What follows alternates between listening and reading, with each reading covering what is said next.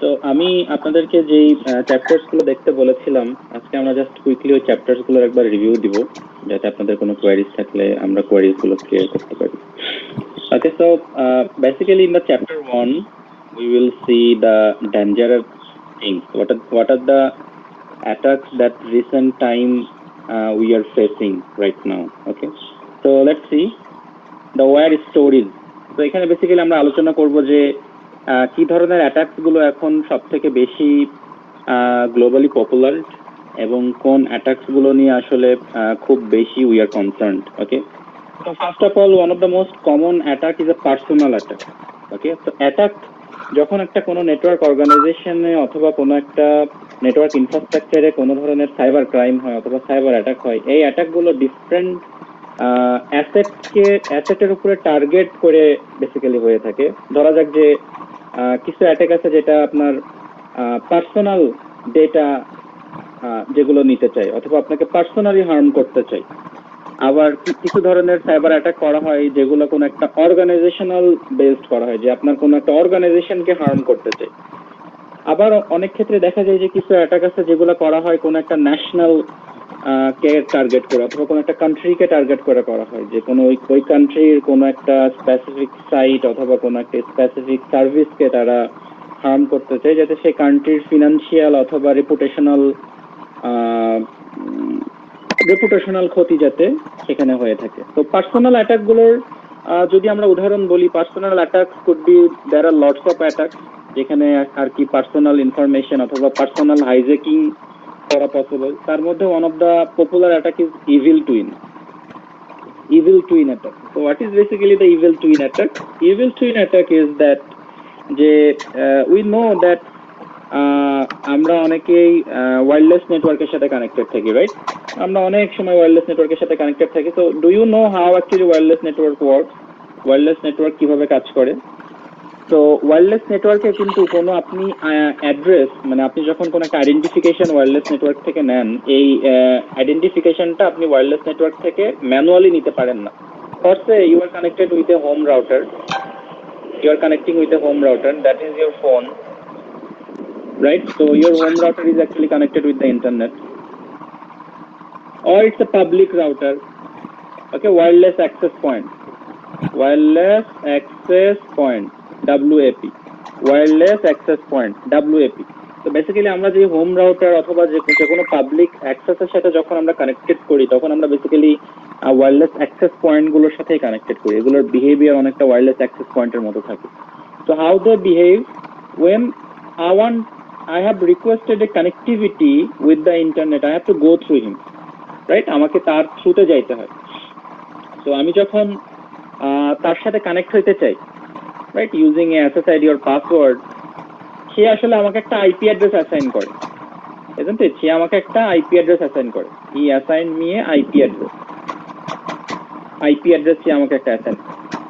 Now the fact is যে সে কিভাবে আমাকে একটা আইপি অ্যাড্রেস অ্যাসাইন করে। তো তার কাছে নিশ্চয়ই একটা আইপি অ্যাড্রেসের পুল থাকে। He have a pool of IP address, right? So this is called the pool of IP address. তো আইপি অ্যাড্রেসের পুলে তার একটা রেঞ্জ অফ আইপি অ্যাড্রেস থাকে, রাইট? ধরা যাক যে তার আইপি অ্যাড্রেস আছে 1.1 থেকে ফার্স্টে 1.254 পর্যন্ত একটা আইপি অ্যাড্রেসের তার পুল আছে। তো এই পুলে তার কতগুলো আইপি অ্যাড্রেস তাহলে আছে? 1 থেকে 254টা ফার্স্টে, তাহলে টোটাল আইপি অ্যাড্রেস আছে তার এখানে 254টা। তার মানে এই ওয়্যারলেস অ্যাক্সেস পয়েন্টটা 254টা হোস্টকে আইপি অ্যাড্রেস প্রোভাইড করতে পারে। তো এখানে ধরেন সাবনেট আরো প্রিফিক্স ছিল, ফার্স্টে 10.0.1.1 থেকে 10.0.1.254 পর্যন্ত আছে। ধরা যাক this is the IP block. Now তো এই যে তার কাছে যে পুল, এই পুলটাতে সে একটা নির্দিষ্ট সংখ্যক আইপি অ্যাড্রেসকে রেখে দেয়। ফার্স্টে 1.1 থেকে 1.254 পর্যন্ত আইপি অ্যাড্রেসকে সে তার পুলে রেখে দিয়েছে। সে টোটাল 254টা আইপি অ্যাড্রেস এই পুলে কন্টেইন করে। তার মানে কি, সে 254টা ইউজারকে আইপি অ্যাড্রেস প্রোভাইড করতে পারবে, isn't it? তো আমি যখন তাকে রিকোয়েস্ট করি যে hey I want to connect with you, I want to connect with the internet, right? Using the SSID and password, he actually gives me a IP address. He আমাকে একটা IP address provide করে। প্রশ্ন 255 I didn't get you. Sir এখানে তো আমাদের first generation sir private IP use হইছে, তো আরো বেশি আইপি হোল্ড করার কথা না? আচ্ছা, আমরা আইপি যে হোল্ডিং যে প্রসেসটা, আই মিন এই যে পুল যে প্রসেসটা, এই পুলের প্রসেসটাকে বলা হয় ডিএইচসিপি। হ্যাঁ, তো এই ডিএইচসিপি প্রসেসটা নিয়ে আমরা আরো পরবর্তী চ্যাপ্টার্স গুলোতে আরো ডিটেইলস পড়বো। তখন আপনাদের আইডিয়া গুলো ক্লিয়ার হয়ে যাবে যে সে কিভাবে এই পুলে এই এমন আইপি অ্যাড্রেসকে মেনটেন করে। আমরা ডিটেইলস দেখবো ডিএইচসিপি। তো আমরা ডিএসসিপির একটা পোর্শন দেখতেছি, একটা অ্যাটাকের একটা পোর্শন দেখতেছি। ডিএসসিপিতে এমন অনেক আরো ভ্যারাইটিস অফ অ্যাটাক করা যায়। তো we will see this.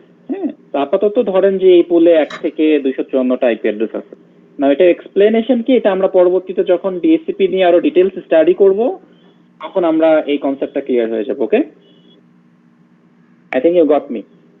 So when I request him to get a connectivity, he actually gives me an IP address from his pool. তো এই যে সে আপনাকে আইপি অ্যাড্রেসটা দেয়, এই আইপি অ্যাড্রেসটা কিন্তু আমাকে পার্মানেন্টলি দেয় না।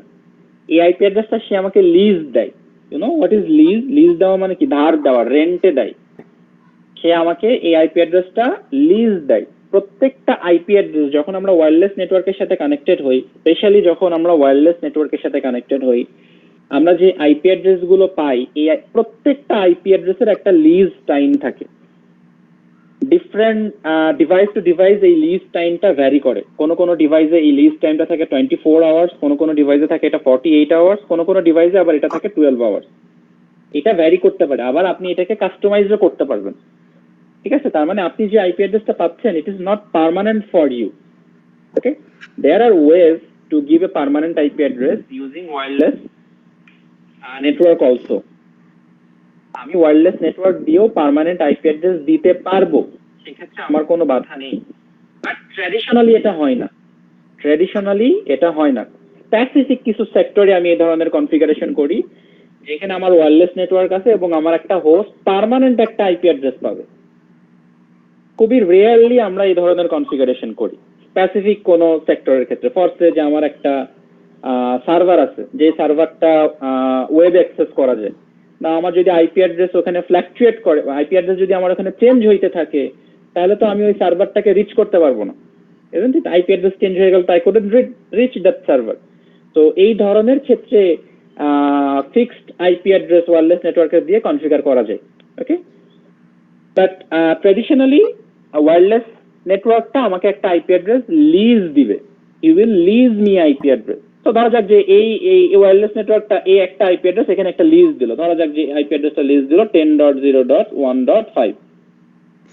স্যার ফিক্সড আইপি অ্যাড্রেস তো মেবি জাস্ট 2 থেকে 5টা থাকে মেবি প্রত্যেকটা সার্ভার, মানে আমরা যাদের থেকে আইএসপি নেই, আইএসপি যাদের থেকে নিই তাদের থেকে ফিক্সড আইপি অ্যাড্রেস 2 থেকে 5টা থাকে। কনসেপ্ট আসলে এমন না, ইটস অ্যাকচুয়ালি ভ্যারিজ যে সে কিভাবে তার নেটওয়ার্কটাকে কনফিগার করছে। মানে there is nothing ruled that আমার 2টা ফিক্সড আইপি থাকা লাগবে বা 5টা আইপি ফিক্সড আইপি থাকা লাগবে, এই ধরনের কোনো রুলস নেই। আমি কিভাবে আমার সিস্টেমটাকে অপারেট করতেছি, ডিপেন্ডিং অন দ্যাট অপারেশন আমার আইপি অ্যাড্রেস ফিক্স থাকতে পারে। ওকে, বাকি আইপি অ্যাড্রেস গুলো তখন পুলে থাকতে পারে। স্যার ইন্টারনেট কানেক্টিভিটির জন্য আইপি অ্যাড্রেস আর ম্যাক অ্যাড্রেস মাস্ট। তাহলে ওয়্যারেড কানেকশনের ক্ষেত্রে আইপি অ্যাড্রেস ছাড়া কিভাবে হয়? কি কানেকশনের ক্ষেত্রে? মানে তার কানেকশন, যেমন ক্যাট 5 কেবলগুলো। প্রত্যেকটা ডিভাইস কমিউনিকেশনের জন্য আইপি অ্যাড্রেস এবং ম্যাক অ্যাড্রেস মাস্ট। কেবল কানেকশনের ক্ষেত্রেও আমরা ম্যানুয়ালি আইপি কনফিগার করতে পারি অথবা ওয়্যারলেসলি আইপি কনফিগার করতে পারি। ওয়্যারলেসের ক্ষেত্রেও ম্যানুয়াল করতে পারি অথবা ওয়্যারলেসলি আইপি অ্যাড্রেস কনফিগার করতে পারি। আমি যেই ধরনের কমিউনিকেশন এস্টাবলিশ করি না, either it's a wire communication or wireless communication, I have to give a IP address by dynamically or by statically. Okay, আচ্ছা, তো ধরা যাক যে ওকে একটা আইপি অ্যাড্রেস দিল 10.0.1.5. নাও this device will now use this IP address to communicate with this with this LAN, এই W wireless LAN control, I mean wireless access পয়েন্টের আন্ডারে যেই ল্যান নেটওয়ার্কটা থাকবে, তো ওর আন্ডারে তো একটা ল্যান নেটওয়ার্ক থাকবে, রাইট? যেটাকে আমরা বলি ইনসাইড নেটওয়ার্ক। ওর আন্ডারে তো একটা ল্যান নেটওয়ার্ক থাকবে, ও এই ল্যানের সাথে কমিউনিকেশন করবে ইউজিং দিস আইপি অ্যাড্রেস। এবং এই ওয়্যারলেস অ্যাক্সেস পয়েন্ট থেকে যদি আমার ইন্টারনেটের দিকে কোনো রাউট থাকে, এবং ওকে যদি পারমিশন দেওয়া থাকে, তাহলে ও ইন্টারনেটের সাথেও কমিউনিকেশন করবে। This is the traditional way how we perform our day-to-day activities to connect it with the wireless network. Now, what's actually the threat here? এখানে আসলে থ্রেটটা কি? নেটওয়ার্ক যত ইভলিউশনে যাচ্ছে, তত বেশি নেটওয়ার্কটা ওয়্যারলেসের দিকে ঝুঁকতেছে। কেবল নেটওয়ার্কের দিকে আমরা খুব একটা বেশি এখন যাই না।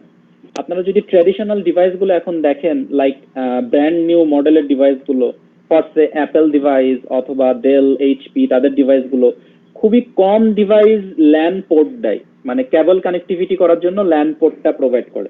ম্যাক্সিমাম ডিভাইসই ওয়্যারলেস সাপোর্ট করে। কারণ কি? ডিভাইসটাকে স্লিম বানানোর জন্য। আমি যদি ল্যান পোর্ট দিই, তাহলে আমার ডিভাইসটা একটু থিক হয়ে যায়, একটু মোটা হয়ে যায়। তো ডিভাইসটাকে স্লিম বানানোর জন্য, ডিভাইসটার আউটার লেয়ারকে সুন্দর রাখার জন্য ল্যান পোর্ট বা এক্সট্রা কোনো পোর্ট আসলে দেওয়া হয় না। মডার্ন ডিভাইসগুলোর ট্রেন্ড এটা, যদিও এখনো কিছু ওল্ড ডিভাইসে ল্যান পোর্ট বা আদার্স পোর্ট গুলো প্রোভাইড করা হয়। সো যত বেশি ট্রেন্ডটা বাড়তেছে, আমরা তত বেশি তার মানে ওয়্যারলেস নেটওয়ার্কের সাথে কানেক্টেড হচ্ছি। ইন অ্যাব্রোড যেটা দেখা গেছে যে people are more interested to do their personal work in any cafe shop or in any public network. আপনারা দেখবেন যে আমরা ট্র্যাডিশনালি কি হয়, যে কোনো একটা ক্যাফে শপে গিয়ে অথবা যে কোনো একটা পাবলিক নেটওয়ার্কে গিয়ে we are interested to connect our device with that particular network, right? Specially রেস্টুরেন্টে গিয়ে আমরা সবসময় এটা করি, যে রেস্টুরেন্টের যে ওয়্যারলেস নেটওয়ার্কটা আছে সেটার সাথে কানেক্ট হওয়ার ট্রাই করি। I am giving U an example, okay? So now what can happen here? Who knows there is a hacker sitting on that restaurant? There is a hacker who is sitting on that restaurant. He is a hacker. So he can actually hack or poison this wireless access point. Because public network এ যে wireless access point গুলো থাকে, এগুলো কিন্তু খুব বেশি protected থাকে না। It's a public network. Who gonna protect this? Public network is open for everyone, isn't it? তারা তো আর এখানে খুবই কঠিন কোনো পলিসি ইমপ্লিমেন্ট করবে না যে এটাকে প্রোটেক্ট করার জন্য। তারা যত ইউজার ফ্রেন্ডলি হইতে পারে। This hacker might poison this wireless access point, and he can rent all of this IP address to his name. সে পুরা 254টা IP অ্যাড্রেসকেই তার নামে লিজ দিয়ে নিতে পারে। এটাকে বলা হয়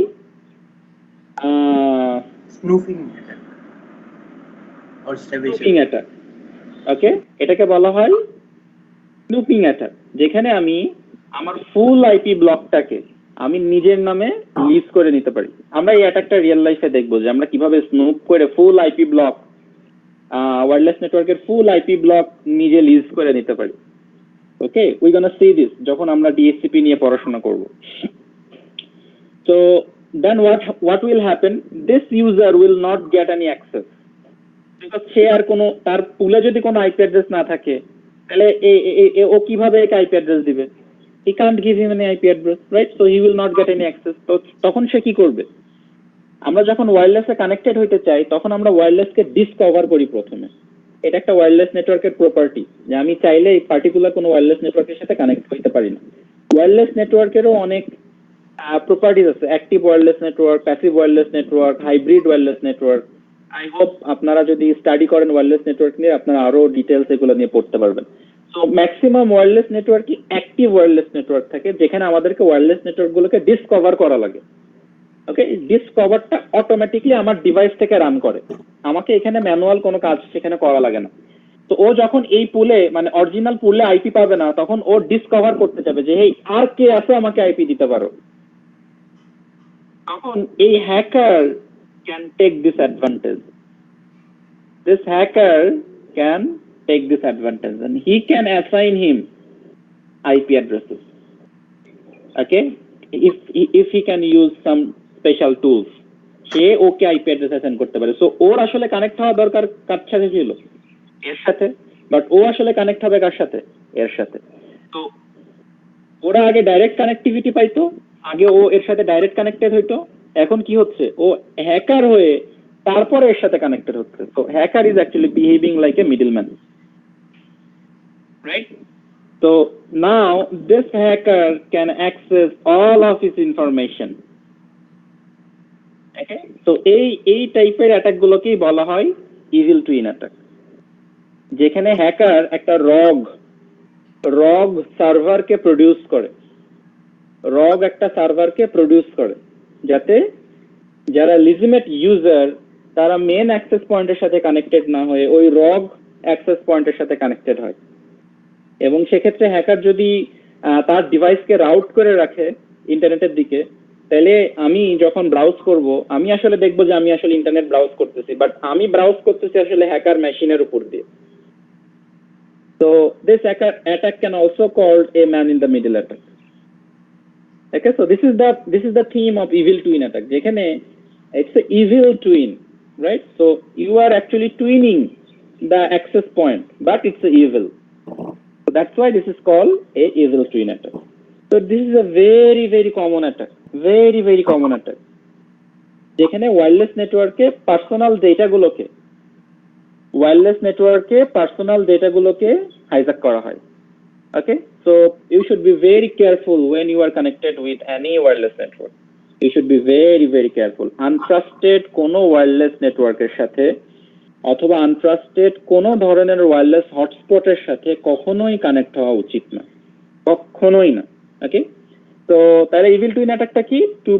বেসিক্যালি এখানে একটা রগ সার্ভারকে প্রডিউস করা হয়, যেখানে ইউজাররা আসলে অরিজিনাল অ্যাক্সেস পয়েন্টের সাথে কানেক্টেড না হয় এই রগ সার্ভারের সাথে কানেক্টেড হয় to get the internet access.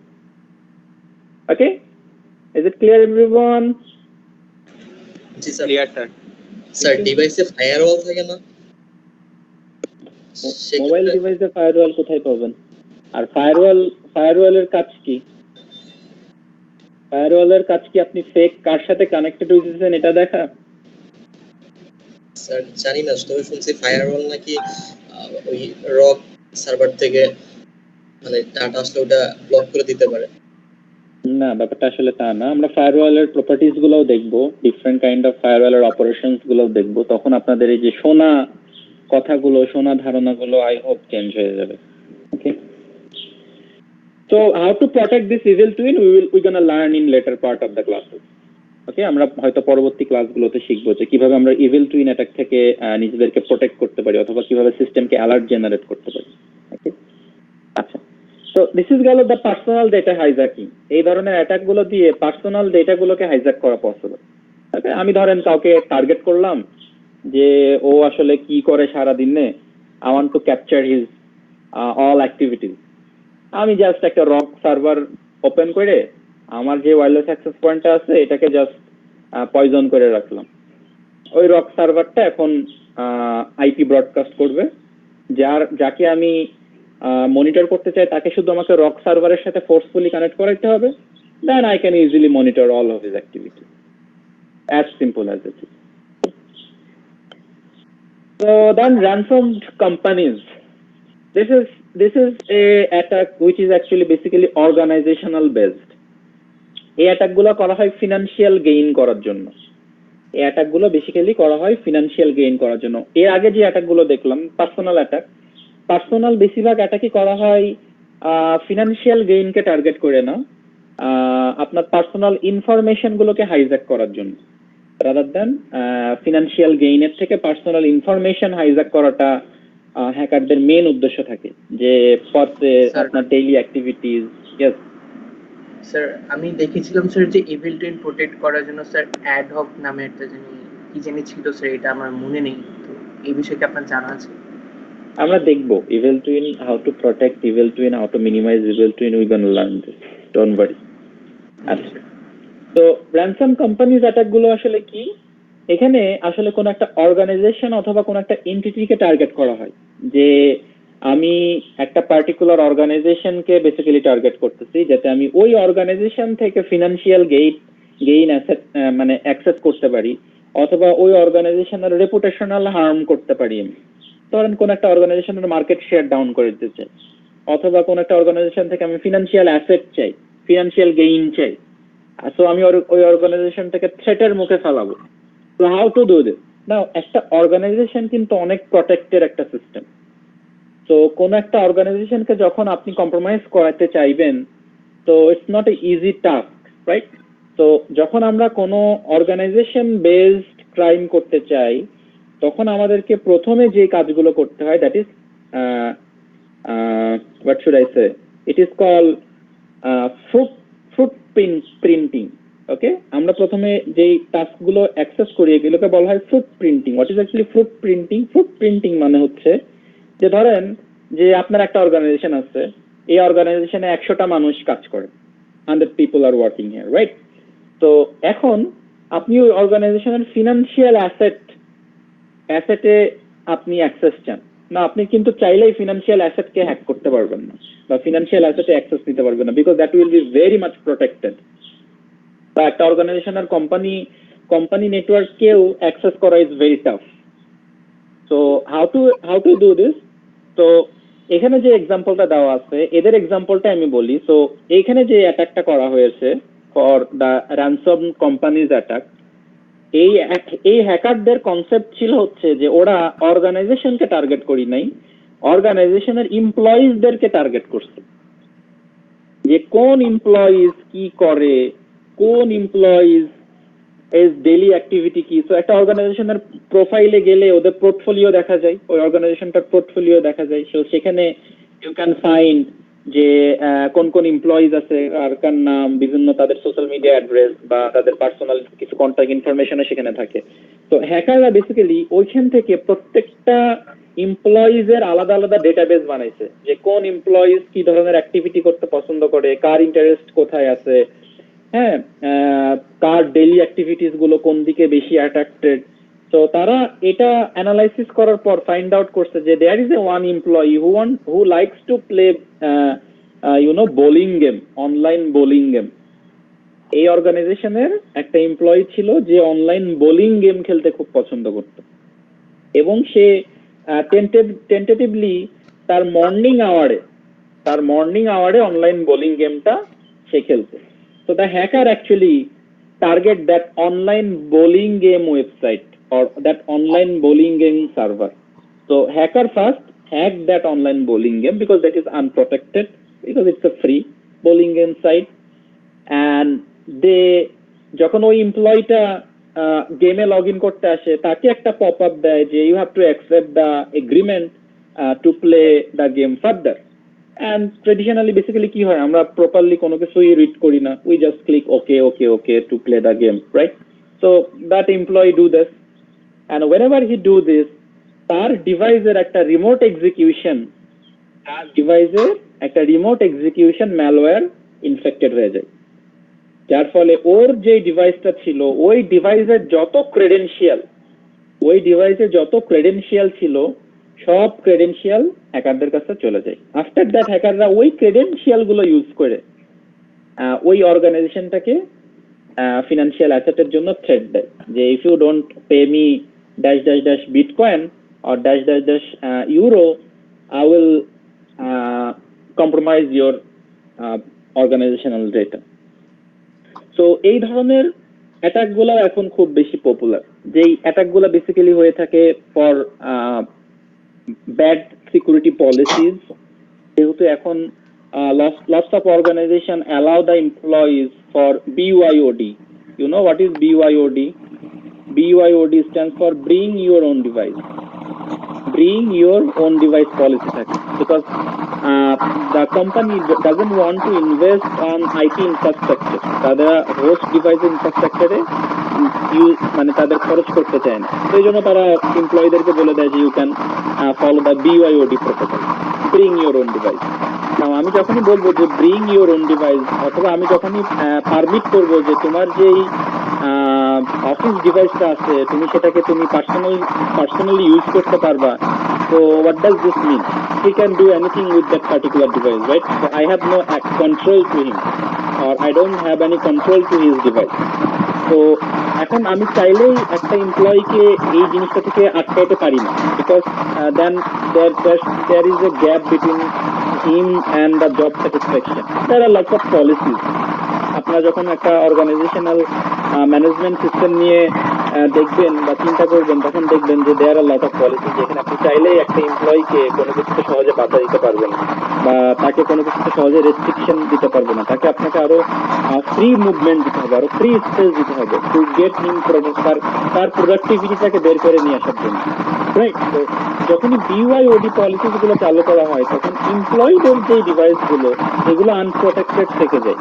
আপনি যতই আপনার ইন্টারনাল ফায়ারওয়াল প্রোটেক্টেড করেন না কেন বা ইন্টারনাল ল্যান্ড নেটওয়ার্ককে প্রোটেক্টেড করেন না কেন, আপনার কিন্তু থ্রেট একটা থেকেই যায় যে আপনার এমপ্লয়ি ডিভাইসটা সে যেটা বাসায় নিয়ে যাচ্ছে সেখানে সে কি করতেছে, বা তার বাসার নেটওয়ার্কটা প্রোটেক্টেড কিনা, বা সে যদি কোনো পাবলিক নেটওয়ার্কে সেটাকে নিয়ে যায় সেই নেটওয়ার্কটাতে সে প্রোটেক্টেডলি কানেক্টেড ছিল কিনা। I don't have those control, right? আমি যতই ফায়ারওয়াল ইমপ্লিমেন্ট করি না কেন, যতই আমি ল্যান্ড সিকিউরিটি পলিসিস বসাই না কেন, আমি কিন্তু আসলে আমার নেটওয়ার্ককে সেভ করতে পারবো না, রাইট? এই জন্যই আমি প্রথম ক্লাসে বলছিলাম যে the security will eventually fail. আপনি যতই কঠিন সিকিউরিটি বসান না কেন, আপনার সিকিউরিটি এক সময় না এক সময় ফেল করবেই, বিকজ ফর দোজ সিচুয়েশন, এই ধরনের সিচুয়েশন গুলোর জন্য আপনার সিকিউরিটি সিস্টেম এক সময় না এক সময় ফেল করবেই। কারণ আপনার অর্গানাইজেশনে যদি 1000-2000 এমপ্লয়ি থাকে, আপনি তো প্রতিটা এমপ্লয়িদের ঘাড়ে চেপে বসে দেখতে পারবেন না যে কি করছে, এজন্ট ইট? তো তাকে তার মতো ফ্রি স্পেস দিতে হবে আপনাকে। Now, যখনই আপনি একটা এমপ্লয়িকে ফ্রি স্পেস দিচ্ছেন, now that employee might not concern about the network security, right? And they don't have to be, right? এখন একটা সেলসের একটা পার্সন, তাকে যদি আমি বলি যে বাবা তোমাকে নেটওয়ার্ক সিকিউরিটি শিখতে হবে, সে এখন সেলসে পড়াশোনা করেছে, সে কেন নেটওয়ার্ক সিকিউরিটি শিখবে? ইটস নট হিজ জব, এজন্ট ইট? তো আমি তাহলে যত ফায়ারওয়াল পলিসি বসাচ্ছি, আমি তো বসাচ্ছি আমার নেটওয়ার্ককে প্রোটেক্ট করার জন্য, বাট ওই সেলসের ওই মানুষটা ও তো পার্সোনালিটার ডিভাইসটা ইউজ করতেছে, ও তো ম্যালওয়্যার ভাইরাস নিয়ে অফিসে ঢুকবে, রাইট? তো তাইলে আমার এত সিকিউরিটি পলিসি বসায় লাভ কি হইলো? আমার সিস্টেম তো যে কোনো সময় কম্প্রোমাইজ হইতেই পারে। Okay, that's the main concept of cyber security. That is the main concept of cyber security, যে আপনার সিস্টেমকে আপনাকে মনিটর করতে হবে, কারণ আপনি আপনার সিস্টেমকে প্রোটেক্ট করতে পারবেন না। আপনি যতই দামি ফায়ারওয়াল বসান না কেন, যতই হার্ডকোর পলিসি বসান না কেন, ইট উইল এভেন্চুয়ালি ফেল। একটা না একটা সময় গিয়ে এটা ফেল করবেই।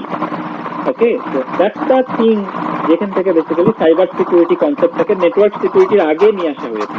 যে আপনি নেটওয়ার্ক সিকিউরিটি পলিসি ইমপ্লিমেন্ট করেন, that's good, that's for the default system, but also for to the change in the dynamic network, যেহেতু নেটওয়ার্কটা এখন ডাইনামিকলি চেঞ্জ হচ্ছে, you also have to monitor or you also have to maintain your network devices. Got it? So this is those type of attacks is called ransom companies attack. Am I clear, everyone? Yes, sir. Yes, sir. Any queries? Yes.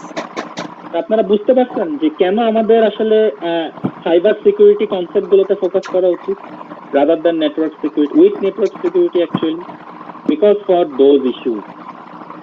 ওকে, আচ্ছা, তারপর আমরা দেখি next we're gonna see the targeted nations. Okay, so those are very dangerous attacks, যেটা আমাদের like Bangladesh Bank vault reservation হয়েছিল, যে the hacker actually target our central bank. Okay, and what the hacker do, হ্যাকাররা কি করছিল, they just send a CV, আমরা CV পাঠাই না কোম্পানিতে চাকরির জন্য, ওই হ্যাকাররা সিভি পাঠাইছিল বিভিন্ন এমপ্লয়িজ এর কাছে, যে this person wants a job, this person wants a job. তো ওরা প্রায় 1 মাস ধরে এমন সিভি পাঠাইতো বাংলাদেশ ব্যাংকের বিভিন্ন এমপ্লয়িজদের কাছে। তো আনফরচুনেটলি কোন একটা এমপ্লয়ি সেই সিভিটা ওপেন করে, এবং যখনই ওই এমপ্লয়িটা ওই সিভিটা ওপেন করে, ওই সিভিটা আসলে ছিল একটা এনক্রিপ্টেড ম্যালওয়্যার। এই এনক্রিপ্টেড ম্যালওয়্যারটা হ্যাকারদেরকে একটা রিমোট এক্সিকিউশন দিয়ে দিচ্ছিল, যেখানে ওই এমপ্লয়িজের সিস্টেমের যত ক্রেডেনশিয়াল সবই হ্যাকাররা পেয়ে গেছিল। তো আপনি আসলে একটা ফাইল দেখতেছেন যে ইটস এ সিভি, একটা ওয়ার্ড ডকুমেন্ট অথবা একটা পিডিএফ ডকুমেন্ট, বাট ওই পিডিএফ অথবা ওয়ার্ড ডকুমেন্টের আন্ডারে র্যাপড ভাইরাস থাকতে পারে। ওকে, আমরা হয়তো পরবর্তীতে দেখবো যে র্যাপড ভাইরাস কি, কিভাবে র্যাপড ভাইরাস বানানো হয়। র্যাপড ভাইরাসটা কি, যে আপনি দেখতেছেন একটা জিনিস অথেন্টিক, ধরেন আমি আপনাকে একটা ডকুমেন্ট পাঠাইলাম, আপনি দেখতেছেন ইটস এ ওয়ার্ড ফাইল, শেষে লেখা doc, doc, it's a word. But when you want to execute this, কারণ আমি তো আপনার সিস্টেমে এসে ওই ভাইরাসটা ইমপ্লিমেন্ট করে দিতে পারবো না, আপনার সিস্টেমের তো আমার অ্যাক্সেস নেই, তাই না? তো আপনাকে দিয়ে আপনার সিস্টেমে আমি ভাইরাসটা ইমপ্লিমেন্ট করাবো। তো আপনি দেখতেছেন it's a doc, but it basically যখন আপনি এটাকে অ্যাপ্লিকেশনে এক্সিকিউট করতেছেন, এর ব্যাক এন্ডে যেই র্যাপ্ট ভাইরাসটা ছিল, এটাকে বেসিক্যালি আপনি এক্সিকিউট করে দিচ্ছেন আপনার সিস্টেমে, এবং আপনি এটা নিয়ে আনকনসিয়াস যে আপনার সিস্টেমে কোনো একটা র্যাপ্ট ভাইরাস রান করতেছে, বিকজ আপনি কোনো কিছু বুঝবেনই না। বাট ইট তো এই ধরনের সিনটেক্স থেকেই বেসিক্যালি খুবই কেয়ারফুল থাকা উচিত। তো এখানে যে অ্যাটাকটার এক্সাম্পল দেওয়া হয়েছে, it is basically it's a power plant, it's I mean boiler power plant I think. তো এখানে basically what the hacker do, the hacker actually infected a pen drive, একটা ইউএসবি ড্রাইভকে ইনফেক্টেড করছিল, এবং ওই ইউএসবি ড্রাইভের মধ্যে ওরা একটা ভাইরাস দিয়ে দিয়েছিল, এটাকে ওরা বলছিল স্টাসনেট ভাইরাস। তো এই ভাইরাসটা উইন্ডোজ 7 যত অপারেটিং সিস্টেম ছিল, সব উইন্ডোজ 7 অপারেটিং সিস্টেমদেরকে জম্বি বানায় ফেলতো। জম্বি মানে কি? ধরেন আপনি ইনফেক্টেড হইলেন, এখন আপনি আরেকজনকে ইনফেক্টেড করবেন, আরেকজন আবার আরো 2 জনকে ইনফেক্টেড করবে, ওই 2 জন আবার আরো 4 জনকে ইনফেক্টেড করবে, এটাকে বলা হয় জম্বি অ্যাটাক। ওকে, সো ওদের যেই ম্যালওয়্যারটা ছিল, এই ম্যালওয়্যারটা বেসিক্যালি উইন্ডোজ 7 যত মেশিন ছিল, এই উইন্ডোজ 7 এর সব মেশিনকে জম্বি বানায় ফেলছিল। তো ফেলার ফলে কি হয়েছিল যে ওদের যেই এই পাওয়ার টারবাইনের যেই প্রোগ্রামিং লজিক কন্ট্রোলার আর পিএলসি, এটা বেসিক্যালি একটা উইন্ডোজ 7 দিয়ে কন্ট্রোল করা হতো। So I hope you all know what is actually PLC. PLC is a controlling device যেটা দিয়ে আমরা পাওয়ার সিস্টেম রিলেটেড অনেক কিছুকে কন্ট্রোল করি, অটোমেটিকলি অটোনোমাস প্রসেসকে কন্ট্রোল করে থাকি। তো ওরা ওই পিএলসি কে আসলে কন্ট্রোলটা নিয়েছিল, পরবর্তীতে ওই টোটাল পাওয়ার প্ল্যান্টটার পাওয়ার জেনারেশনকে তারা স্টপ করে রাখছিল। তো it's a US based power plant. তো পরবর্তীতে US national government strict rule জারি করে যে আনওয়ান্টেড কোনো ডিভাইস বা পিএলসি রিলেটেড কোনো ডিভাইস, এটা কখনো কোনো অপারেটিং সিস্টেমের সাথে কানেক্টেড থাকবে না, it's a central process.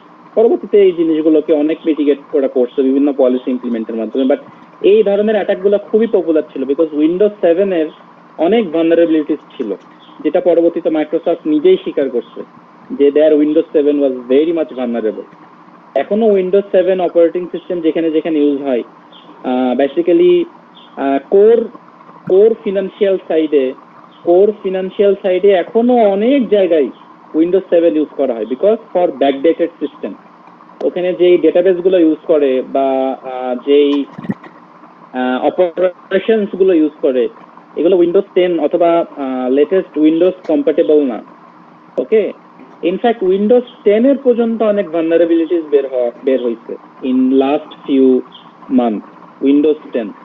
So এই জন্য it is highly recommended to move all of the system into open source Linux based, so that you can actually customize your own policies and your own operations. Okay, so those type of attack is called target nation attack. যেখানে basically একটা national asset কে target করে এটাকে harm করা হয়। Those are very very very very dangerous. Okay, now we are gonna see who are the threat actor, কারা এই attack গুলো basically করে, who are the threat actors। আমরা যদি এটা একটু দেখি, তো থ্রেট অ্যাক্টরস দেরকে যদি আমরা ক্লাসিফাইড করি, দেন আমরা থ্রেট অ্যাক্টরস দেরকে আসলে 4টা ভাগে আমরা ক্লাসিফাইড করতে পারবো। The first one will be the amateurs, then the hacktivists, then the financial gainer, and the terrorist or the mainly the terrorist actually. Okay, so now who are the amateurs? Amateurs আসলে কারা? Amateurs আসলে এদেরকে বলা হয় আসলে script kids. তার মানে তাদের আসলে সাইবার সিকিউরিটি অথবা হ্যাকিং সম্পর্কে আসলে কোনো নলেজ নেই, বুঝা যাচ্ছে? তাদের নেটওয়ার্ক ইনফ্রাস্ট্রাকচার সম্পর্কে কোনো নলেজ নেই। তারা জাস্ট কিছু টুলস ইউজ করতে পারে। অনলাইনে এমন অনেক ওপেন সোর্স টুল আছে যেগুলোকে ইউজ করে আপনি অনেক ধরনের ছোট ছোট অ্যাটাক করতে পারবেন। এগুলোর জন্য আপনার কোনো নলেজের প্রয়োজন হবে না। যেমন ফার্স্টে যে এই যে আপনি মাইক্রোসফট টিমস ইউজ করতেছেন না, মাইক্রোসফট টিমস ইউজ করার পেছনে কি আপনাকে কোনো নলেজ গেইন করা লাগছে? আপনাকে কি মাইক্রোসফটের সার্টিফিকেশন করানো লাগতেছে? বা মাইক্রোসফট টিমসের পিছনে কি টেকনোলজি রান করতেছে এটা কি আপনার বোঝা লাগতেছে? You are just a user. What does this mean? That mean you can use this tool, isn't it? আপনি শুধু এই টুলটাকে ইউজ করতে পারেন, বাট এটার ব্যাকএন্ডে কি রান করে বা এটার ব্যাকএন্ডে কি ধরনের ইউটিলিটি আছে, কেন আপনি এই পারফরম্যান্সটা পাচ্ছেন, you don't know. So that mean you are a amateur to Microsoft team.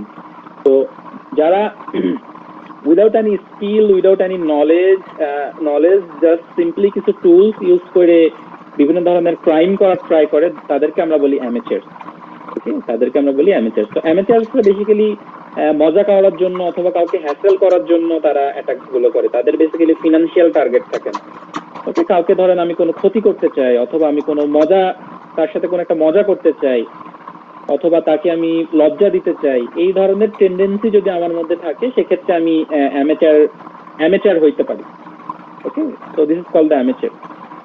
এরপরে আসে hacktivist. Now who are the hacktivist? Hacktivist are the bloggers. যদি সহজভাবে বলি, হ্যাকটিভিস্ট আর দ্য ব্লগার্স। ব্লগার্সটা কেমন? ধরেন তারা কোন একটা ট্রেন্ড অথবা কোন একটা পলিটিক্যাল ইস্যু অথবা কোন একটা সোশ্যাল ইস্যুতে, হ্যাঁ, তারা কোনো একটা নিউজ অথবা কোনো একটা ক্লিপ ভাইরাল করে দিল, কোনো একটা সিস্টেমকে হ্যাক করে তারা ভাইরাল করে দিল। দে আর নলেজেবল, তারা কিন্তু নলেজেবল, বাট তারা কোনো কিছুকে প্রোটেস্ট করার জন্য অথবা কোনো ইনফরমেশন শেয়ার করার জন্য, হ্যাঁ, অ্যাওয়ারনেসের জন্য অনেক সময় তারা বিভিন্ন ধরনের সিস্টেম অথবা বিভিন্ন ধরনের সার্ভিসকে হ্যাক করে সেখান থেকে বিভিন্ন ধরনের ইনফরমেশন, সেন্সিটিভ ইনফরমেশন নিয়ে পরবর্তী সেগুলোকে আর্টিকেলের মাধ্যমে অথবা ভিডিওর মাধ্যমে অথবা ইনফোগ্রাফিকের মাধ্যমে তারা এটাকে পাবলিশ করে দেয় টু দ্য মিডিয়া, যাতে we people can be aware at actually what's going on. Okay, those are called hacktivists. So they actually protest. Okay, they actually protest against any political issue or against any social issue. But কিছু কিছু সময় দেখা যায় যে হ্যাকটিভিস্টরাও unethical হয়ে যায়। তারা অনেক সময় দেখা যায় যে কোনো সেন্সিটিভ ইনফরমেশন তারা লিক করে দেয় to gain maybe money or maybe name or frame, okay, or to get viral. Okay, এই ধরনের অ্যাক্টিভিস্টও দেখা যায় যে অ্যাক্টিভিস্টরা মেইনলি তাদের উদ্দেশ্য থাকে প্রোটেস্ট করা, বা অনেক ক্ষেত্রে দেখা যায় যে অনেক সময় তারাও আনইথিক্যাল কাজ করে, অনেক সময় ভাইরাল হওয়ার জন্য অথবা নেম ফ্রেম অ্যাচিভ করার জন্য অথবা ফিনান্সিয়াল অ্যাচিভমেন্টের জন্য তারা যেটা আসলে তাদের প্রোটেস্ট করা উচিত সেটার বিরুদ্ধে তারা প্রোটেস্ট না করে সেটাকে আরো তারা ভাইরাল করে দেয়। Okay, so they are the basically the activist. তো এই যে আমরা বিভিন্ন সোশ্যাল মিডিয়াতে যেই ধরনের ট্রেন্ডস দেখি, আপস অ্যান্ড ডাউন ট্রেন্ডস দেখি, যেটা হয়তো খুব বেশি 3 দিন 4 দিন 5 দিন স্টে করে তারপরে আবার ডাউন হয়ে যায়, তো এইগুলা বেসিক্যালি করে হ্যাকটিভিস্টরা। Okay, so we are basically manipulated by the hacktivist and they are gaining money, they are gaining fame, they are getting viral. Okay, so those are called the hacktivist thing. Okay, then the financial gain. Financial gain basically cyber criminals রা করে। তো এখানে basically আপনার financial অ্যাসেটের জন্যই financial gain attack গুলো করা হয়। এটা বেসিক্যালি অর্গানাইজেশনাল বেসড অ্যাটাক হইতে পারে, ম্যাক্সিমাম সময় অর্গানাইজেশনাল বেসড অ্যাটাক হয়। তো দেখা যায় যে আপনার কোনো একটা সার্ভিস অথবা কোনো আপনার একটা সিস্টেমকে তারা কম্প্রোমাইজ করে দিয়ে আপনাকে একটা আপনার কাছ থেকে তারা অর্থ দাবি করতে পারে, অথবা আপনার কাছ থেকে তারা অন্য কোনো অ্যাসেট দাবি করতে পারে যে আপনি যদি আমাকে এটা দেন তাইলে আপনার এই সার্ভিসটা আমি ওপেন করে দেব। তারপরে যে আপনার কোনো একটা প্রোফাইল, আপনার কোনো একটা ব্যাংকিং প্রোফাইল, ওকে, কোনো কারণে, অথবা আপনার কোনো একটা সোশ্যাল মিডিয়া প্রোফাইল, কোনো কারণে আপনি এটা কম্প্রোমাইজড হয়ে গেছে, রাইট, এন্ড এটা ইন্টেনশনালি কম্প্রোমাইজড করা। Now you want to get it back, maybe you have some very sensitive information there, very personal information there, right? So the hacker might demand for some money to you, say hey look, give me some money or otherwise I will not give you your account or your information, right? It could be one scenario. There might be another scenario যেটা আমি একটা organizational based এটাকে দেখাইলাম, যে ধরেন কোন একটা particular organisation ABC কোম্পানির কোন একটা সার্ভিস হ্যাক হয়ে গেল। নাও ওই এবিসি কোম্পানির ওই সার্ভিসটা খুবই ক্রিটিক্যাল, যে ওটা তার 24/7 তাদের আন্ডারে থাকা লাগবে, otherwise it's a problem, right? তখন সেই এবিসি কোম্পানি ওই হ্যাকারদের সাথে নেগোসিয়েশনে যায় যে ওকে ঠিক আছে তুমি হ্যাক করছো, না what's your demand, give our service back and what's your demand teller. তো ধরা যাক যে সে বললো যে আমাকে 10,000 মিলিয়ন ইউরো দিতে হবে, আদারওয়াইজ আমি তোমার সার্ভিসটা দিব না।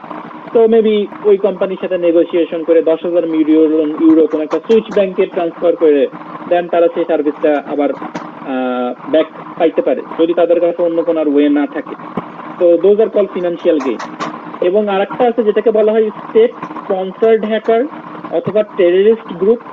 তো এরা বেসিক্যালি বিভিন্ন ধরনের অর্গানাইজেশনকে টার্গেট করে। তো স্টেট স্পন্সর্ড হ্যাকার অথবা টেররিস্ট গ্রুপ বেসিক্যালি একটা একটা পুরো ন্যাশনালিটিকে টার্গেট করে, পুরো একটা জাতিকে টার্গেট করে। যেমন নর্থ কোরিয়া, তারা স্টেট স্পন্সর্ড হ্যাকার পুষে আর দিন বানায় তারা। চাইনা, তারা স্টেট স্পন্সর হ্যাকারকে ক্রিয়েট করে। তো তাদের গভর্নমেন্ট ইনিশিয়েটিভ নেয় হ্যাকারদেরকে ক্রিয়েট করার জন্য, ওই হ্যাকারদেরকে তারা মান্থলি পেমেন্ট দেয়। এদেরকে বলা হয় state sponsored hacker. Why? Because the reason is এখন আমরা যে ট্র্যাডিশনাল এজে আছি, এই এজে আসলে কিন্তু বন্দুক যুদ্ধের থেকে cyber crime is more dangerous. আমি যদি কোনো একটা কান্ট্রিকে পঙ্গু করে দিতে চাই, আমাকে জাস্ট ওই কান্ট্রির ইম্পর্টেন্ট কিছু সেক্টরকে জাস্ট কম্প্রোমাইজ করা দিতে হবে, তাহলে কিন্তু ওই কান্ট্রির আর কোনো বেস থাকবে না। ফর যে সোশ্যাল অ্যাওয়ারনেস অথবা ফর যে ফিনান্সিয়াল সেক্টর আর ফর মেবি ক্রিমিনাল অ্যাক্টিভিটিস, এই জিনিসগুলোকে আমাকে বুস্ট আপ করে দিতে হবে, ওই কান্ট্রির আর কোনো বেস থাকবে না, রাইট? সো এইগুলো বুস্ট আপ করার জন্য কিন্তু আর এখন বন্দুক নিয়ে বা স্পাই হয়ে ওই কান্ট্রিতে ঢোকা লাগে না। ডিজিটাল এই যুগে আমরা যে কোনো সময় একটা কান্ট্রির যে কোনো একটা ইম্পর্টেন্ট অ্যাসেটকে আমরা খুবই ইজিলি অ্যাক্সেস করতে পারি, রাইট? তো স্টেট স্পন্সর হ্যাকারসটা আসলে এই জিনিসগুলোর জন্যই ক্রিয়েট করা হয়। স্টেট স্পন্সর হ্যাকারদেরকে অনেক সময় ভালো কাজের জন্যই নেওয়া হয়, যে তুমি তোমার স্টেটকে প্রোটেক্ট করবা ফ্রম আদার্স হ্যাকার। অনেক কান্ট্রি এগুলো করে থাকে, আবার অনেক কান্ট্রি এটা কোনো কান্ট্রির বিরুদ্ধেও মানে বিপরীতেও ইউজ করে। যেমন আর যারা টেররিস্ট গ্রুপ, লাইক কিছুদিন আগে একটা ভাইরাস খুব বেশি পপুলার হলো না, যেটা অ্যাপেল সিস্টেমে রান করতো, I forgot the name, Pegasus or what? Pegasus, right? Pegasus. So it's a spy virus, right? এটা কেন বানানো হয়েছিল? So it's a state sponsored virus. কেন বানানো হয়েছিল? Because for spy. তো ইউরোপের কিছু ডেলিগেটসকে তারা স্পাই করতে চাইছিল, রাইট? তো তারা Pegasus ভাইরাসকে জাস্ট অ্যাপেল সিস্টেমে ছেড়ে দিচ্ছে, সেটা ইন্টেনশনালি, রাইট? It's intentional. এবং এটা অনেকগুলো ভাইরাসের মধ্যে কিন্তু আসলে একটা, অনেকগুলো ম্যালওয়্যারের মধ্যে কিন্তু একটা। ব্যাপারটা এটা না যে আর কোনো ম্যালওয়্যার মনে হয় নাই, definitely there it is, but একটা ম্যালওয়্যার হয়তো কোনো কারণে ওরা টের পেয়ে গেছে, এই জন্য এটা পাবলিকলি এসছে। আদারওয়াইজ কিন্তু এগুলো খুবই সেন্সিটিভ ইস্যু, এগুলা খুব সহজে পাবলিকলি আসে না। তো স্টেট স্পন্সর হ্যাকাররা এই ধরনের ভাইরাসও ক্রিয়েট করে টু গেট স্পাই। আর টেররিস্ট গ্রুপ যারা, তারা তো বিভিন্ন ধরনের টেররিস্ট ফান্ড, টেররিস্ট অ্যাক্টিভিটিস করার জন্য তারা বিভিন্ন ধরনের কান্ট্রিকে টার্গেট করে। যেমন লাস্ট কিছু দিন ধরে বাংলাদেশ সেক্টরে প্রচুর জাঙ্ক ইমেল আসতেছে বিভিন্ন তালেবানি ওয়েবসাইট থেকে। বিটিসিএল থেকে অলরেডি এটা রিপোর্টেড হয়েছে যে অনেক ন্যাশনাল ডেলিগেটসদের কাছে, অনেক মন্ত্রী, সচিব, উপসচিব, তাদের কাছে, ইনফ্যাক্ট অনেক বড় বড় পোস্ট হোল্ডারদের কাছে বিভিন্ন ধরনের এমন ইমেল আসতেছে। তো it's basically the terrorist organization who are actually doing it, right? তো এগুলো বেসিক্যালি টেররিস্ট স্পন্সরড অ্যাটাক। সেগুলোতে যদি ইমিডিয়েটলি কোনো ইফেক্ট বা ইম্প্যাক্ট না করা হয়, সেক্ষেত্রে দেখা যায় যে একটা কান্ট্রির কোনো একটা অ্যাসেট কম্প্রোমাইজ হয়ে যাওয়ার চান্সেস। ওকে, তো এই হচ্ছে থ্রেট অ্যাক্টরদের গ্রুপ। আমি যদি হ্যাকারদেরকে গ্রুপে ভাগ করি যে তারা কি ধরনের অ্যাক্টিভিটি করার জন্য বেসিক্যালি হ্যাকিং গুলো করে, মেনলি আমি এই 4 ধরনের অ্যাক্টিভিটিকে ডিফাইন করতে পারি। ওকে, am I clear everyone? Yes, sir. Yes, sir. Thank you. Let's move forward. তো আমরা দেখি যে এটা এই হ্যাকার্স গুলো এগুলো থেকে আসলে কি ইম্প্যাক্ট নেয়, কি ইম্প্যাক্ট তারা আমাদের এখান থেকে নিতে পারে। তো বেসিক্যালি ইম্প্যাক্ট গুলোকে এখানে অনেক ন্যারো ভাবে দেখানো হয়েছে, এটার ইম্প্যাক্ট আরো বেশি থাকে। যেমন প্রথম যে ইম্প্যাক্টটা আমরা যেটা দেখেছি যে পার্সোনাল যে অ্যাটাক গুলো হয়ে থাকে, সেই অ্যাটাকে তারা কি আমরা কিভাবে ইম্প্যাক্ট হই, আমাদের থ্রেট অ্যাক্টিভিটি কিভাবে ইম্প্যাক্ট হই। প্রথম যে ইম্প্যাকশনটা আসে এটা হচ্ছে যে personal identifiable information, PII. It might be compromised. So what is personal identifiable information? Like first your name, your social security number or your NID number, your birth certificate number, your birthday, your credit card number, right? So আপনাকে clone করা যায়, you know that? আপনাকে আমি clone করতে পারবো, আপনার পুরো অ্যাক্টিভিটিকে আমি ক্লোন করতে পারবো আমি যদি আপনার পার্সোনাল আইডেন্টিফিকেবল ইনফরমেশন গুলোকে জানি। তো পার্সোনাল আইডেন্টিফিকেশন ইনফরমেশন গুলোকে জেনে অথবা পার্সোনাল প্রোটেক্টেড হেলথ ইনফরমেশনকে জেনে আসলে আপনাকে ক্লোন করা পসিবল। যে ভার্চুয়াল জগতে আপনাকে আমি ক্লোন করে দিতে পারবো। ফলে যে 10 বছর পর হয়তো এমন সিস্টেম আসবে যে টাকা তোলার জন্য হয়তো আমাদেরকে ব্যাংকে যাওয়া লাগবে না, অথবা কোনো ফিনান্সিয়াল ট্রানজাকশন করার জন্য আমাকে ফিজিক্যালি প্রেজেন্ট থাকা লাগবে না, আমাকে হয়তো কোনো অথেন্টিক, ইনফ্যাক্ট এখনই তো আছে, আমরা এখনই ইন্টারনেট ব্যাংকিং করতে পারি, রাইট? এইটা করার জন্য আমাকে কোনো ফিজিক্যালি প্রেজেন্ট থাকা লাগে না, রাইট? আমি জাস্ট একটা অ্যাপ্লিকেশনে লগ ইন করি বা একটা অনলাইন পোর্টালে লগ ইন করি, আমি সেখান থেকে ট্রানজাকশন ইজিলি করে দিতে পারি, রাইট? বা আমি যে আসলে আমি, এটার প্রুফ কি? আমি যে আসলে আমি ডিজিটাল জগতে, ডিজিটাল এইজে, এটার প্রুফ কি? আপনি যে আসলে আপনি, এটার প্রুফ কি? Is there any proof? There is only proof, one proof, that is your personal identifiable information, isn't it? So আপনার personal identifiable information যদি compromise হয়ে যায়, anyone can clone you, right? এবং আমরা তো বাংলাদেশী, আমরা তো আমাদের personal identifiable information পাবলিক করে রাখি যে ভাই যে খুশি সে দেখো আমি কোথায় চেক ইন করতেছি, আমি কোথায় যাচ্ছি, আমার বাপের নাম কি, আমার মায়ের নাম কি, আমার হোম টাউন কোথায়, আমি ছোট্টকালে কোন স্কুলে পড়ছি, একটু বড় হয়ে কোন স্কুলে পড়ছি, সব পপুলার করে রাখি। আমার ফ্রেন্ডস কে, আপনাকে যদি আমি ক্লোন করতে চাই, it will just take me couple of hour to make a clone for you, right? তো personal identifiable information is a very very very big asset for a person. So we should be very restricted about those information. Never ever get compromised about those information. Okay, personal identifiable information, in fact the personal health information. বলছে যে এখন যে health medical সেক্টরে যে technology এসছে, এখন আর পেশেন্টের কোনো রিপোর্ট জেনারেট করার জন্য তাকে আর হসপিটালে গিয়ে কোনো চেক আপ করানো লাগে না। হ্যাঁ, এখন ন্যানো রোবট আছে, ন্যানো রোবট, এগুলো ওষুধের মতো খাওয়ায় দেওয়া হয়। এগুলো আপনার বিভিন্ন বডি সেলে গিয়ে ওরা জাস্ট শীতনিদ্রায় থাকে, মানে ওরা জাস্ট ঘুমায় থাকে। যখন ডাক্তার ওদেরকে কমান্ড দেয় যে তুমি অ্যাক্টিভেট হও এবং খুঁজে দেখো যে এখানে এই ধরনের কোনো রোগ আছে কিনা, ও তখন অ্যাক্টিভেটেড হয়ে ও পুরো বডির ব্লাড সেলগুলোতে খুঁজে দেখে যে এই ধরনের কোনো ভাইরাস বা এই ধরনের কোনো রোগ আপনার বডিতে আছে কিনা। ওকে, তো দেখা যাচ্ছে যে আজ থেকে 50 বছর পর হয়তো আমাদের সবার একটা আইপি অ্যাড্রেস থাকবে। আমরা যখন ডাক্তারের কাছে যাব তখন ডাক্তার আমাকে জিজ্ঞেস করবে যে ভাই আপনার আইপি অ্যাড্রেসটা কি। আমরা আইপি অ্যাড্রেসটা বললে ডাক্তার জাস্ট ওই আইপি অ্যাড্রেসটা তার পোর্টালে সার্চ দিলেই আমার পুরো মেডিকেল হিস্টরি ডাক্তারের সামনে হয়তো চলে আসবে। এই এজ আর বেশি দূরে নাই। এখনই ব্যান নেটওয়ার্ক অনেক popular. You know what is BAN network? Body area network. Body area network, তার মানে আমার বডি আসলে একটা নেটওয়ার্ক। আমার বডির যেই হাত পা চোখ নাক কান এগুলো একটা নেটওয়ার্কের পার্ট হয়ে থাকে।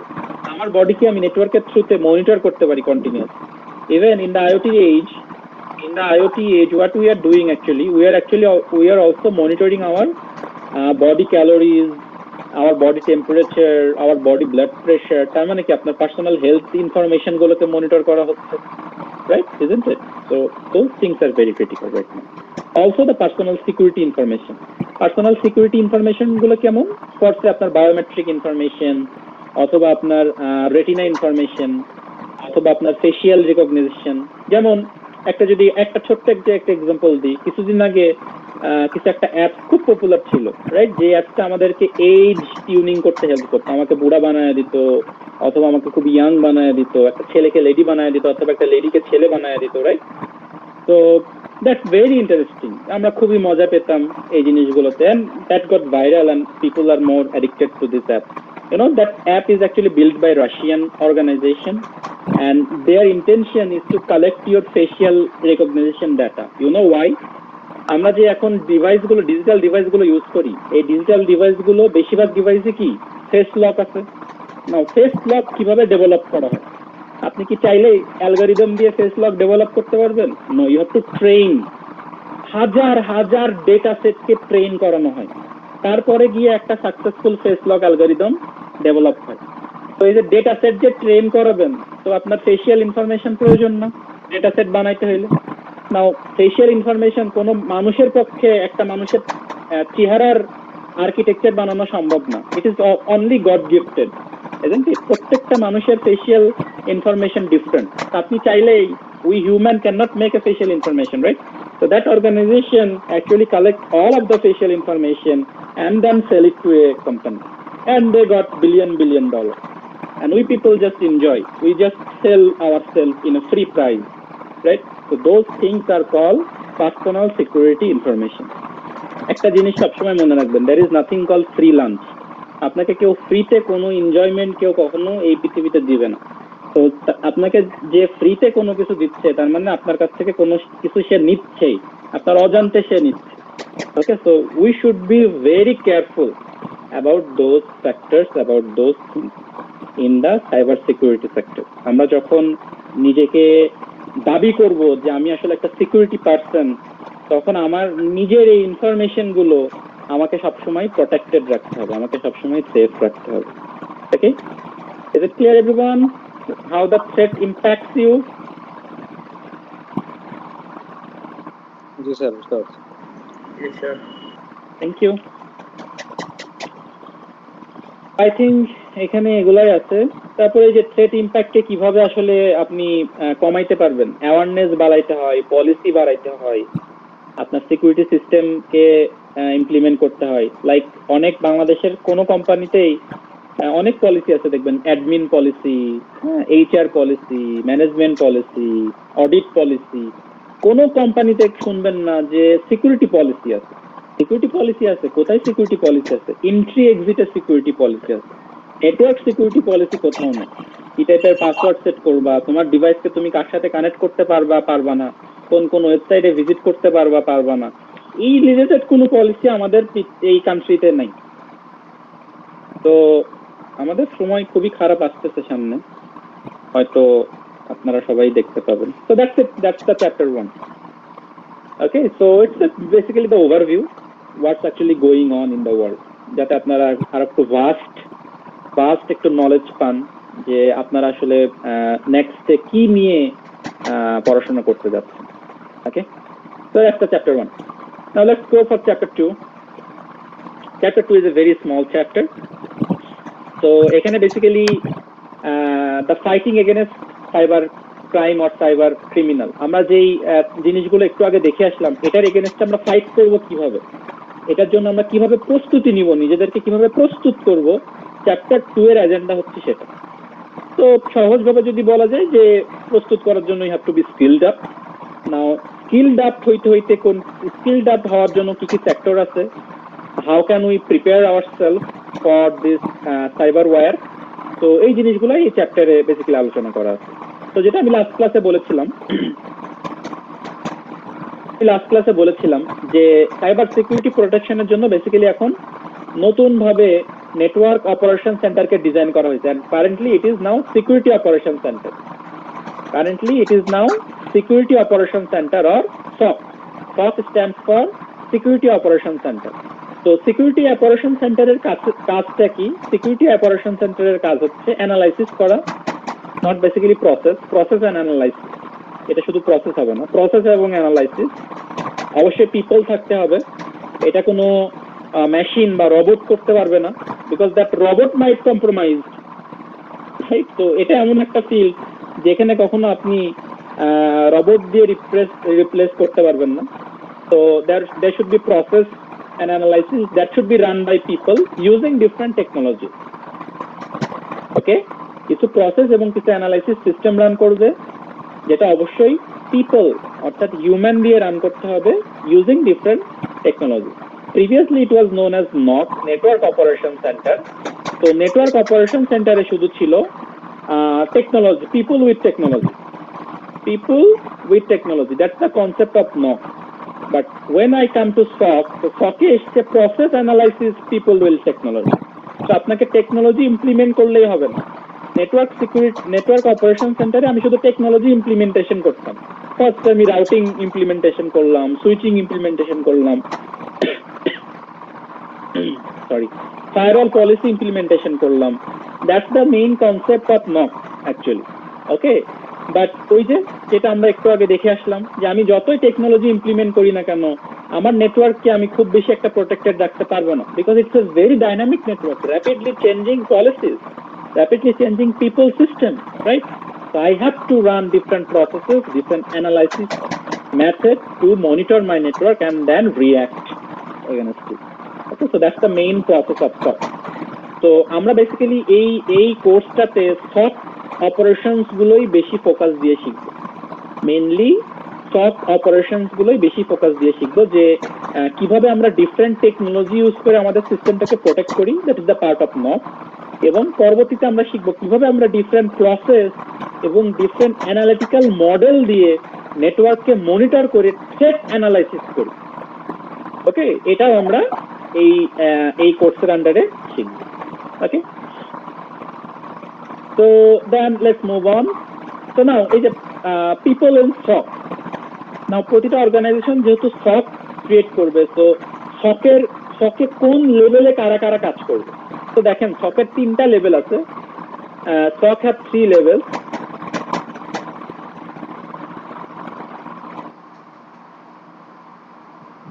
SOC have 3 levels. Level 1, just give me a moment.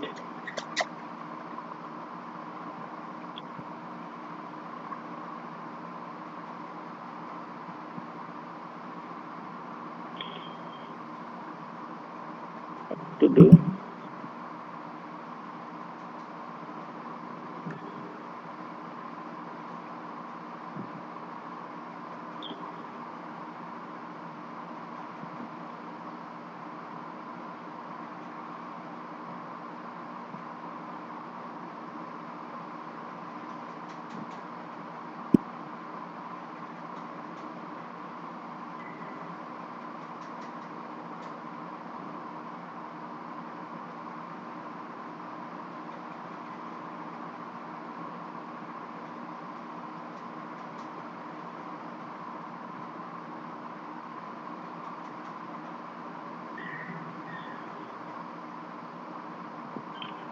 Okay, sorry for the inconvenience. Okay, আমরা যেখানে ছিলাম,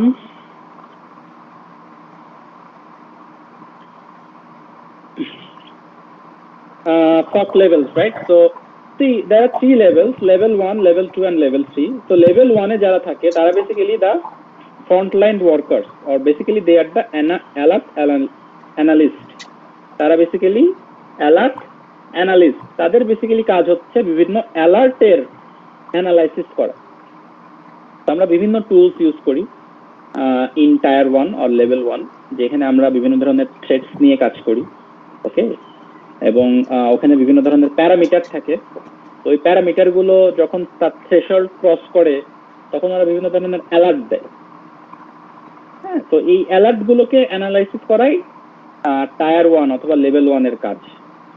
টায়ার 2 এর কাজ হচ্ছে ইনসিডেন্ট রেসপন্ডার, যে এই যে অ্যানালাইসিস করলো, অ্যানালাইসিস করে যদি সে সেটাকে দেখে যে ভালনারেবল, অ্যানালাইসিস করে সে যদি দেখে যে ভালনারেবল, তখন সে টায়ার 2 কে রিপোর্ট করে যে hey look I find this alert vulnerable. তো টায়ার 2 তে যারা জব করে তাদের কাজ হচ্ছে যে এই অ্যালার্টের এগেনস্টে রেসপন্স দেওয়া, যে ও যে একটা ভালনারেবল অ্যালার্ট পাঠাইলো, এই ভালনারেবল অ্যালার্টটার এগেনস্টে রেসপন্স দেওয়া। যে এটা কি আমার সিস্টেম কম্প্রোমাইজ হয়ে গেছে নাকি কম্প্রোমাইজ হচ্ছে। যদি হয়ে গিয়ে থাকে তাহলে আমার কতটুকু সিস্টেম কম্প্রোমাইজ হয়েছে ওইটাকে আমাকে আইসোলেট করতে হবে। তারপরে হচ্ছে যদি হয়ে থাকে যে কারেন্টলি হচ্ছে আমার সিস্টেম কম্প্রোমাইজ, তাহলে আমি কি সিস্টেমটাকে বাঁচাইতে পারবো নাকি বাঁচাইতে পারবো না। যদি বাঁচাইতে পারি তাইলে আমাকে সাথে সাথে রেসপন্স করতে হবে, আর যদি বাঁচাইতে না পারি তাহলে কতটুকু সিস্টেম আমি বাঁচাইতে পারবো না ওটাকে আইসোলেট করে দিতে হবে। ওকে, এটা হচ্ছে টায়ার 2 এর কাজ। দেন টায়ার 3 এর কাজ হচ্ছে থ্রেট হান্ট করা। তো তাদের কাজ হচ্ছে যে কোন একটা সিস্টেম কম্প্রোমাইজ হয়ে গেছে, নাও রিভার্স ইঞ্জিনিয়ারিং মেথড চালায়ে তারা বেসিক্যালি দেখে যে কেন সিস্টেমটা কম্প্রোমাইজ হয়েছে, কি ব্যাপার, ওখানে কি হয়েছিল, and how to react against those threat. Okay, so তাদের কাজ হচ্ছে বেসিক্যালি থ্রেট হান্টার, তাদেরকে বলা হয় থ্রেট হান্টার, এন্ড সবার উপরে থাকে সক ম্যানেজার। তো এই হচ্ছে একটা সকের job role. So you can go for security analyst, you can go for security responder, you can also go for threat hunter. ওকে, তো আমাদের কোর্সে মোটামুটি সবগুলোকে একটু একটু করে টাচ করার ট্রাই করা হবে। কিভাবে অ্যানালাইসিস অ্যালার্ট গুলোকে মনিটর করা হয়, হ্যাঁ, কিভাবে আমরা রেসপন্ডারের কাছে রিপোর্ট করি। ওকে, থ্রেট হান্ট করা আমরা হয়তো খুব একটা শিখবো না এই কোর্সে, because it require lot of time and lot of basic knowledge, তো যেটা আমাদের এই কোর্স কন্টেন্টে নেই। তো বেসিক্যালি এই দুইটা ফিল্ডে আমরা ফোকাসটা আমাদের বেশি থাকবে, অন দ্য রেসপন্ডার এবং মেইনলি দ্য অ্যানালাইসিস। তো গ্লোবাল স্ট্যাটিস্টিক্স যদি আমরা দেখি, যারা টায়ার 1 এ কাজ করে দে গট ইন বাংলাদেশি টাকা for say 35 to 45k salary. Those people who are actually working in analysis level, and those who are actually working the responder, I mean tier 2, they got the salary around 60 to 80k. They are basically the responder. যারা threat হান্টে কাজ করে, threat হান্টে যারা কাজ করে তাদের salary up to 1k, 1 lakh to 1.5 lakh. Sir Yeah, sir threat hunting এর জন্য কোন কোর্স করা লাগে? different courses আছে, এক একটা কোর্সে এক এক ধরনের হান্টিং মেথড শেখানো হয়। আচ্ছা স্যার, আপনি ফার্স্ট দিন বলছেন স্যার জাস্ট এশিয়া প্যাসিফিকে 2.6 মিলিয়ন জব অফার আছে, তো স্যার আপনি কেন স্যার ফ্যাকাল্টি হিসেবে চুজ করলেন? এটা আসলে পার্সন টু পার্সন ভ্যারি করে, বুঝছেন। আমি স্যাটিসফাইড স্টুডেন্টদেরকে পড়াই। I am not a person who is actually running after money. Okay,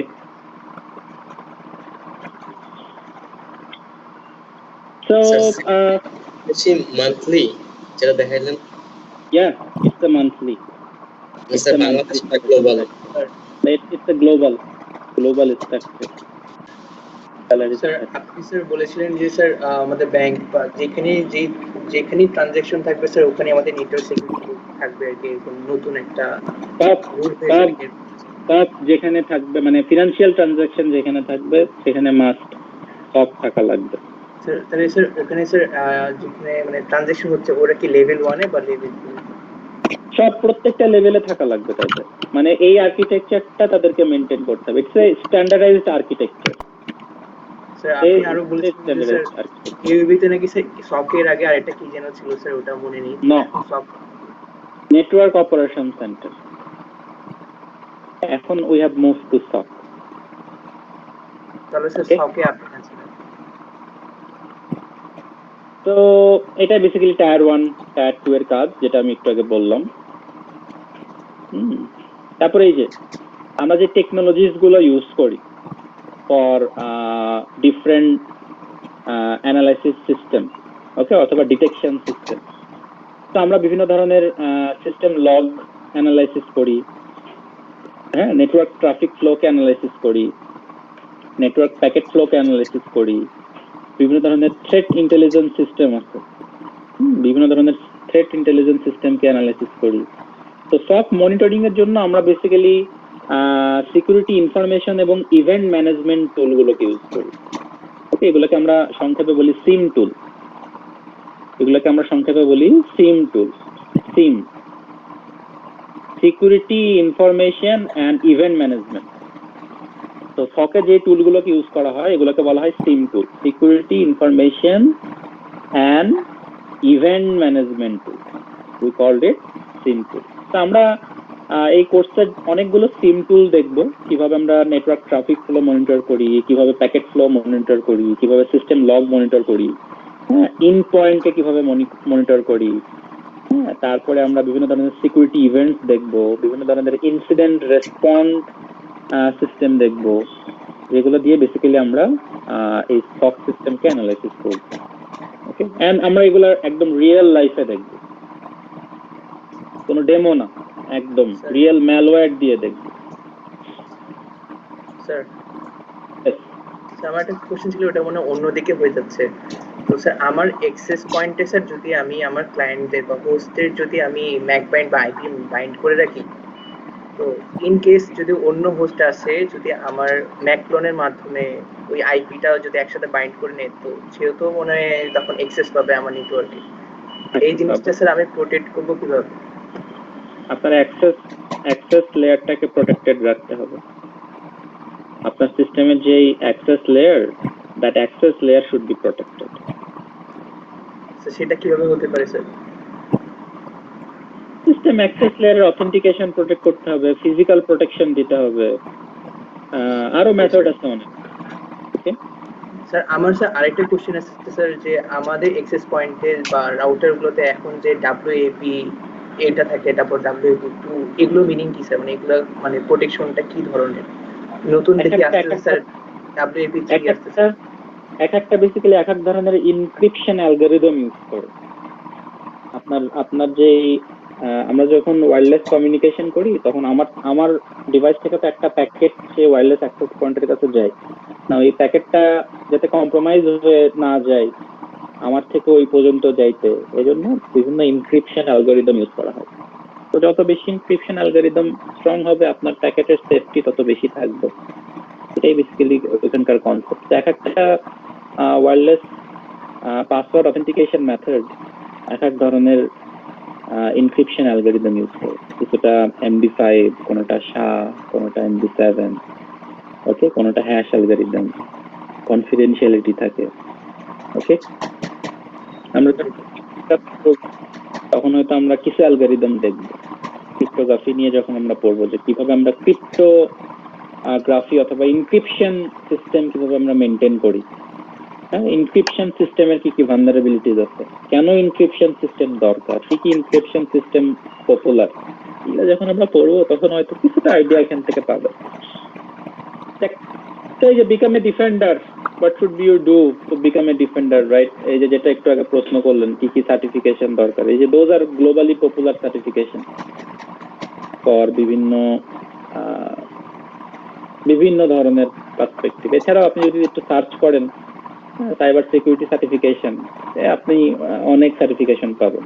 different vendor different certification ট্র্যাকে তাদের প্রোগ্রামগুলোকে লঞ্চ করে। তার মধ্যে one of the most popular is Cisco, যেটার কন্টেন্টটা আমরা বেসিক্যালি ফলো করতেছি। তো এবারেও আপনি ফার্দার এডুকেশনে যেতে পারেন, হায়ার ডিগ্রি। সাইবার সিকিউরিটিতে একটা বড় ফিল্ডে ভূমিকা রাখে প্রোগ্রামিং ল্যাঙ্গুয়েজ, স্পেশালি পাইথন। ওকে, যেখানে আপনি অনেক ধরনের কাস্টমাইজড সিস্টেম ডেভেলপ করতে পারেন, অথবা কাস্টমাইজড মডেল ডেভেলপ করতে পারেন আপনার সিস্টেমকে মনিটর করার জন্য। স্যার সাইবার অফিসের আউটলাইন দেখানো যাবে স্যার, যেটা ওখানে করানো হয়? জাস্ট আর ওপেন খুলেই আপনি পাবেন। ওকে, অ্যান্ড ফাইনালি দ্য লিনাক্স, যেহেতু CyberOps is a network is a basically not depend on any platform, so Linux is one of the most popular security operation centre device. তো লিনাক্সের কার্নেলের উপরে বেস করে আমরা বিভিন্ন monitoring টুলগুলোকে run করি actually, because it is more free. তো এই তো that's the chapter 2। ওকে, তো আপনারা এখানে চ্যাপ্টার 2 তে একটু গো থ্রু করলেই আপনারা এই ইনফরমেশন গুলো পেয়ে যাবেন। ওকে, so I think you got me that what is the performance। আমাকে যদি একটা সাইবার ক্রাইমের এগেনস্টে, সাইবার ওয়ারের এগেনস্টে নিজেকে প্রিপেয়ার করতে হয়, আমাকে কোন সেক্টরের জন্য প্রিপারেশন নিতে হবে, how to do this, what are the tools we need, right? What are the certification I can achieve, or how can I get some further education, or how can I find the job? So that's the main agenda of cyber, I mean chapter 2. Okay, এটাই আপনাদের chapter 2 তে discuss করা হচ্ছে। So now let's go for chapter 3. So chapter 3 is basically the Windows operating system. এখান থেকে basically আমাদের main যে পড়াশোনা এটা বেসিক্যালি শুরু হয়। The Windows operating system, the most popular operating system in the world, right? So Windows operating systeমের performance আমাদের বোঝা very important because যেহেতু Windows operating system is more popular, so how this operating system perform এবং এর internally কি কি tools আছে, এই ইন্টারনাল টুলস গুলো কিভাবে পারফর্ম করে, এই জিনিসগুলো I have to take consideration. বিকজ আমি যখন একটা সিস্টেমকে অ্যানালাইসিস করব বা একটা সিস্টেমকে আমি যখন প্রোটেক্ট করব, তখন আমার ওই সিস্টেমের যে অপারেটিং সিস্টেম সেটা সম্পর্কে ধারণা রাখাটা খুব ইম্পর্টেন্ট, রাইট? তো যেহেতু উইন্ডোজ অপারেটিং সিস্টেম আমি ধারণা করি আপনারা সবাই এটা পারবেন কম বেশি, চ্যাপ্টার 3 যেটা। তো এটা উইন্ডোজের হিস্টোরি, মানে উইন্ডোজ 1 থেকে শুরু করে উইন্ডোজ 11 পর্যন্ত কিভাবে আসছে, কিভাবে ডেভেলপ হয়েছে, এগুলো নিয়ে কথাবার্তা বলা আছে। তো প্রিভিয়াসলি উইন্ডোজ সিস্টেমটা ছিল আসলে DOS operating system. DOS stands for Disk Operating System. Previously that was the Windows. Okay, Microsoft MS-DOS, Microsoft Disk Operating System. That was the first Windows যখন উইন্ডোজ প্রথম ডেভেলপ করা হয়। তো এখানে বেসিক্যালি আপনি রিড রাইট করতে পারতেন, আপনাকে এখানে কোনো গ্রাফিক্যাল ইউজার ইন্টারফেস দেওয়া হতো না, শুধু CLI তে আপনি রিড রাইট করতে পারতেন MS-DOS। পরবর্তীতে MS-DOS কে GUI বেসড MS-DOS এ নিয়ে আসা হইলো, MS-DOS GUI based graphical user interface আনা হলো, যেখানে আপনি রিড রাইট CLI মোডে না GUI মোডেও করতে পারতেন। এই MS-DOS GUI বেসটাকে বলা হয় উইন্ডোজ 1। এই MS-DOS GUI বেসটাকে বলা হয় উইন্ডোজ 1। তো একটু যদি গুগলে সার্চ করেন উইন্ডোজ 1 লিখে, তাহলে আপনারা MS-DOS টা দেখতে পারবেন। হ্যাঁ, এই যে উইন্ডোজ 1,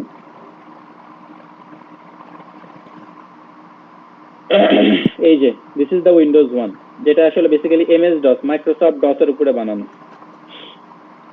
আমি একটু দেখাই,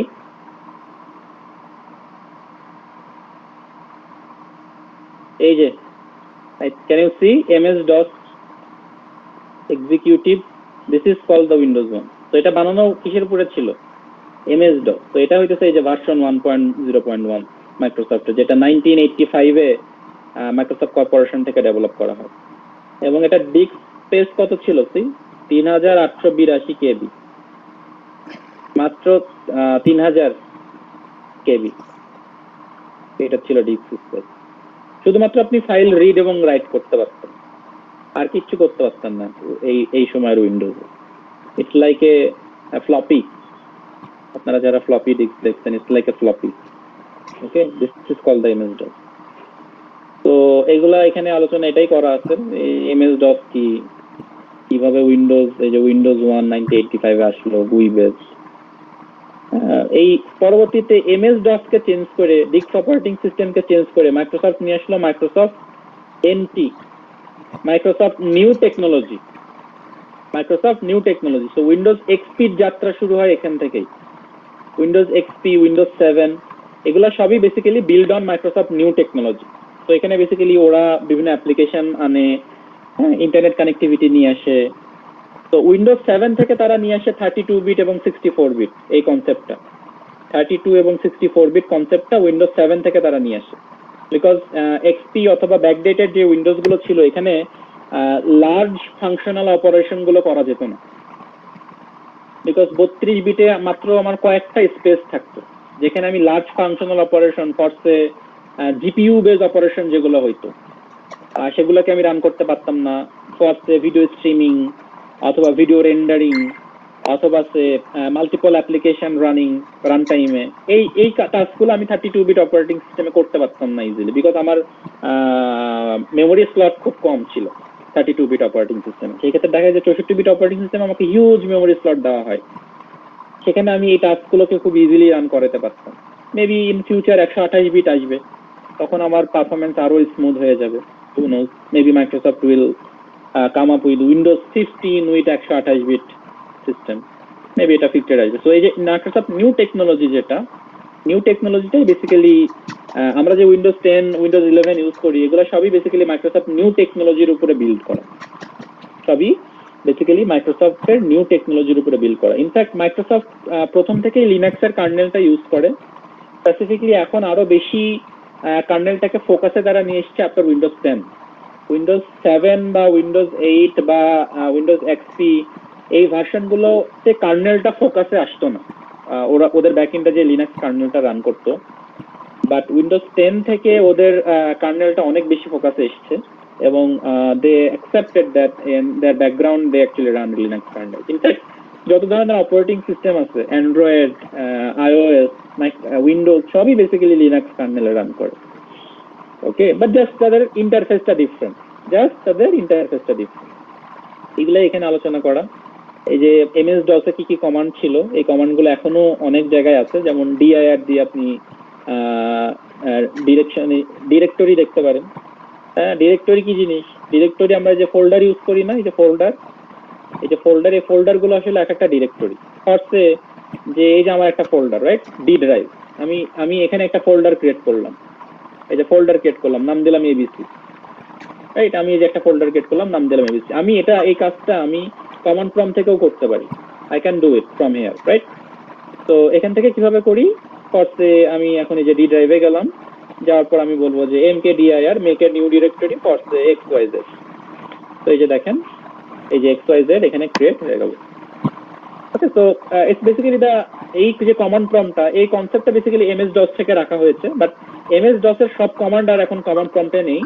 এখানে অনেক কমান্ড চেঞ্জ হয়েছে, নতুন অনেক কমান্ড এসছে, তো যেগুলো হয়তো আমরা আস্তে আস্তে এক্সপ্লোর করব। ওকে, তো এই যে এখানে এই উইন্ডোজ সিস্টেম এটাকে বলে ফোল্ডার, আর যখন আমরা এটাকে গুই মোডে করি, আই মিন সিএলআই মোডে করি, তখন আমরা এগুলোকে বলি ডিরেক্টরি। ওকে, তো এগুলোকে আমরা বলি ডিরেক্টরি। তো ফোল্ডার এবং directory same thing, don't get confused about this. তো এগুলো এখানে আলোচনা করা আছে, তো এগুলো আপনারা একটু দেখেন, আমি দেখি নেক্সট ক্লাসে যদি আপনাদের কোনো কনফিউশন থাকে আমি উইন্ডোজ অপারেটিং সিস্টেমটা একবার দেখাবো। ওকে, আপনারা একবার উইন্ডোজ অপারেটিং সিস্টেমটা দেখেন, আমার মনে হয় এটা আপনারা নিজেরাই পারবেন, আমাকে এটা এক্সপ্লেন করা লাগবে না। আপনাদের এই যে চ্যাপ্টার আছে, হয়ে গেল, আপনাদের এই যে নেটাক্যাডের চ্যাপ্টার আছে, তো নেটাক্যাডে যাবেন,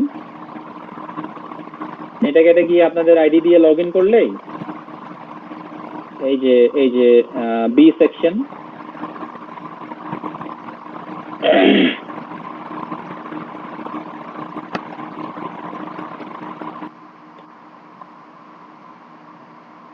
আইডি দিয়ে লগ ইন করলে আপনি এটা দেখতে পাবেন।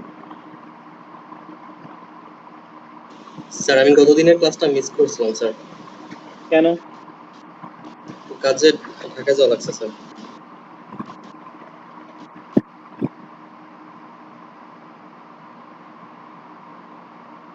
তো এই যে chapter 3 the Windows operating system, এগুলো আপনারা একটু এখান থেকে দেখে নিন। আমি যা যা আজকে পড়াইছি সবই এখানে আছে, এমন কিছু নাই যেটা এখানে নাই, ঠিক আছে। তো আমি দেখি, আমি যদি সময় পাই আমি স্লাইডগুলো একটু কাস্টমাইজ করে আপলোড করে দিব। স্লাইডগুলো এখন এডিটিং ফেজে আছে, তো বাট আপনারা সব কন্টেন্ট এখান থেকেই পাবেন। আমি যা যা পড়িয়েছি সব এখানেই আছে, এবং এখানে অনেক এক্সপ্লেনেশন দিয়ে লেখা আছে, এগুলো একটু দেখেন। Okay, so that's it for today's class.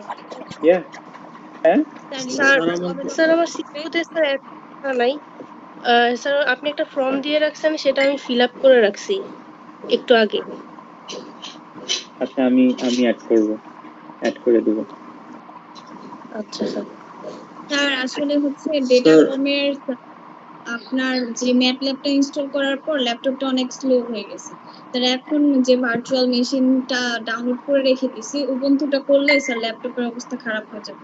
তো স্যার এই কারণে ম্যাথল্যাবের কাজ কি? স্যার ওই যে ডেটাকম, স্যার এই সেমিস্টারে ডেটাকম করছে তো।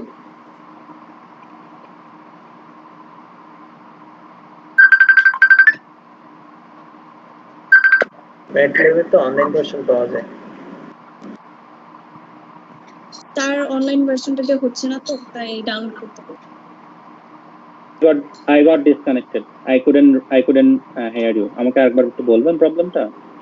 স্যার ডেটা কমিউনিকেশনের জন্য স্যার ম্যাটল্যাবটা ইনস্টল করতে হয়েছে। স্যার ম্যাটল্যাবটা তো অনেক ভারী সফটওয়্যার, স্যার ল্যাপটপ অনেক স্লো হয়ে গেছে।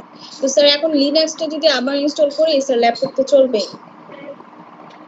শুনেন, ম্যাথল্যাবটাকে ইনস্টল করবেন, উইন্ডোজ যে ড্রাইভে ইনস্টল করা আছে ওই ড্রাইভে ইনস্টল করবেন না, আপনার অন্য কোনো ফিজিক্যাল ড্রাইভে ইনস্টল করবেন, ঠিক আছে? এবং ব্যাকএন্ড থেকে ম্যাথল্যাবটা বন্ধ করে রাখবেন। যখন ম্যাথল্যাব ইউজ করবেন তখন ভার্চুয়াল বক্স ইউজ করবেন না, যখন ভার্চুয়াল বক্স ইউজ করবেন তখন ম্যাথল্যাব ইউজ করবেন না। তাহলে তো প্রেশার পড়ে না। আপনি যদি এখন সব একসাথে রান করেন তাহলে তো পড়বেই প্রেশার। সবগুলো উইন্ডোজ যেখানে যে ড্রাইভে ইনস্টল করা আছে ওই ড্রাইভে ইনস্টল করার দরকার নেই, অন্য ড্রাইভে। আর ম্যাটল্যাব ইনস্টল করার কি আছে? এটা পোর্টেবল ম্যাটল্যাব ডাউনলোড করেন। এটা ইনস্টল করে কেন ইউজ করতে হবে? আপনি কি লাইসেন্স ম্যাটল্যাব ইউজ করেন নাকি? পোর্টেবল ম্যাটল্যাব পাওয়া যায়, পোর্টেবল ম্যাটল্যাব ডাউনলোড করবেন। হ্যাঁ, তারপর স্যার আমার একটা প্রবলেম ছিল স্যার ওই VMware এর স্যার ওই যে যখন স্যার একটা অপারেটিং সিস্টেম লোড করি স্যার তখন স্যার কার্সারটা স্যার ইনভিজিবল দেখায় স্যার। এটা যদি দেখতেন স্যার প্রবলেমটা কি? এটা দেখবো, আপনারা একটু চেষ্টা করেন, 2 দিন একটু আপনারা চেষ্টা স্যার করেন। 2 দিন পুরো একদম স্যার 1 সপ্তাহ করছি স্যার, পারছি না পুরো স্যার। 1 সপ্তাহ চেষ্টা করলেন, পারলেন না? জি স্যার একটু দেখেন sir please. Left control right mouse, right control দিলেও তো চলে আসে। রাইট কন্ট্রোল লেফট মাউস অথবা রাইট মাউস, এটা ক্লিক করলেই কার্সার চলে যাবে। লাইট অথবা লেফট স্যার এটা কন্ট্রোল। প্রবলেম না স্যার, এটা দেখছি স্যার যে কন্ট্রোল অল্টার দিয়ে এটা প্রবলেম না স্যার। একটু যদি স্ক্রিনটা শেয়ার করে একটু যদি দেখতেন স্যার। করেন। ওকে স্যার, করছি স্যার।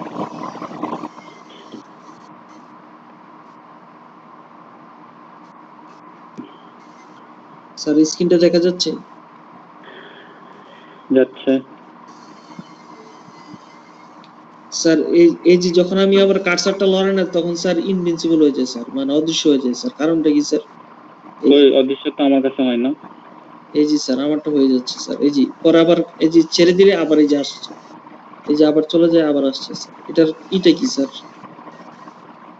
আমি তো কার্সার দেখতে পাই, আমি বুঝবো কিভাবে? স্যার আমরা দেখতে পাচ্ছি দেখা যায়। স্যার আমরাও কার্সারটা দেখতে পাচ্ছি। স্যার হ্যাঁ স্যার, এই যে কার্সারটা এখন মুভ করলে স্যার অদৃশ্য হয়ে যায় স্যার, মুভ করতেছে স্যার। এখন দেখতে পারতেছেন? হ্যাঁ, কার্সার তো দেখা যায়, এখনো দেখা যাচ্ছে, আপনি মুভ করার পরেও দেখা যাচ্ছে। আমার মনে হয় আপনার গ্রাফিক্স প্রপার্টিটা একটু চেঞ্জ করা উচিত। স্যার VMware এ ঝামেলা করেছে। আপনার গ্রাফিক্স প্রপার্টিটা হয়তো কোনো প্রবলেম করতেছে। স্যার কিভাবে চেঞ্জ করব স্যার? একটু দেখেন, অন্য ভার্চুয়াল বক্স ইউজ করে দেখেন ওইগুলাতে কাজ করে কিনা, একটু দেখেন, একটু এক্সপ্লোর করেন। ওকে, না হলে তো আমি আসি।